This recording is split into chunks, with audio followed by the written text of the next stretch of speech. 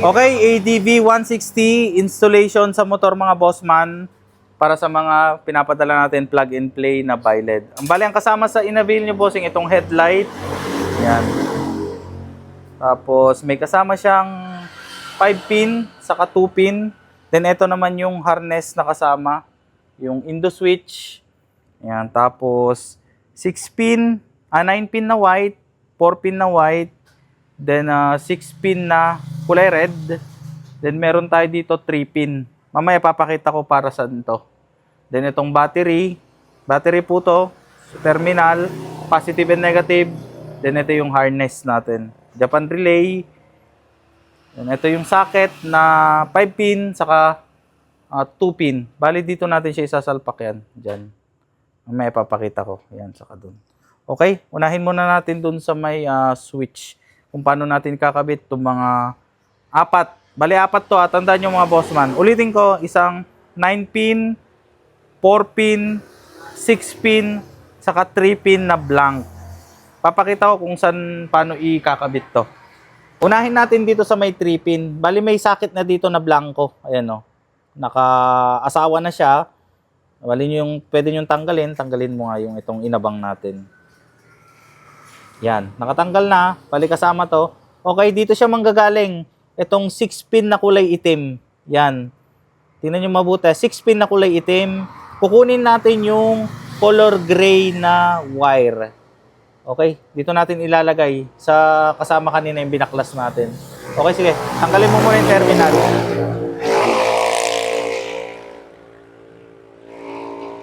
Magtanong sila boss kung paano alisin. Bali may butas siya doon nyo lang tutusukin yan. Yan, tusukin nyo lang. Basta yung may pantusok kayo na matalim yan. Kaya natanggal na natin yung kulay gray, solid gray na wire dito sa 6-pin na color black. Ito galing to sa motor, pin ng motor. Yan, lalagay natin dito. Yan, color coding lang yan. Then, yan, nakita nyo? Okay na, magkakulay yung gray dito. Then next naman, dito natin kukunin yung sky blue saka orange dito sa 3-pin na white. Ayan o. Yan, 3-pin na white. Sige, tanggalin natin yung terminal. Tanggalin mo munang sabay. Yan, tutusukin nyo lang yan sa may bandang gilid. Basta may panusok kayo ng mga terminal. Yan. Ngayon natanggal nyo na yung dalawang solid wire. Tatapat nyo na lang yan. Color coding naman. Tusukin pa yung lock mo namin. Yan. Tusukin nyo lang yung lock. Then, salpak nyo ulit sa may blank na socket. Yan. Okay. Ngayon, maririnig nyo naman pag nag-lock, tutunog. Yan, make sure nyo lang, yan o, na yung kulay, pare-parehas, coding yan. Salpak na. Yan. Okay. Next natin na isasalpak, itong mga pinakita ko kanina na 9-pin, 6-pin, saka 4-pin. Bali, dito lang ulit yan. Yan, galing sa motor. Babaklasin nyo lang, di isasalpak nyo. Pag-aasawahin nyo. Wala naman ng ibang iaasawa dyan. Yan. 9-pin, salpak, red to red. 6-pin. Then yung 4-pin na kulay white.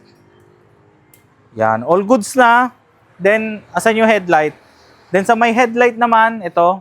Salpak mo yung yung ating 5-pin socket galing sa headlight. Then, pag-asawahin mo yung 2-pin.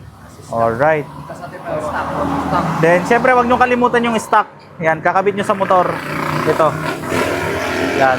Stock yan ha. Yung stock na socket, kailangan yan. Salpak mo. Okay. Then, pinakahuli, ito na, yung terminal natin. Positive and negative lang. Sasalpak nyo lang sa may mismong battery nyo na. Okay, pero syempre, bago nyo isalpak nyan, igapang nyo na lang ng maayos. Yan, bahala na kayo, diskarte nyo na yan kung paano nyo siya ipapagapang. Basta sa buong installation process natin, yun po yung mga socket na kailangan nyong isalpak. Okay,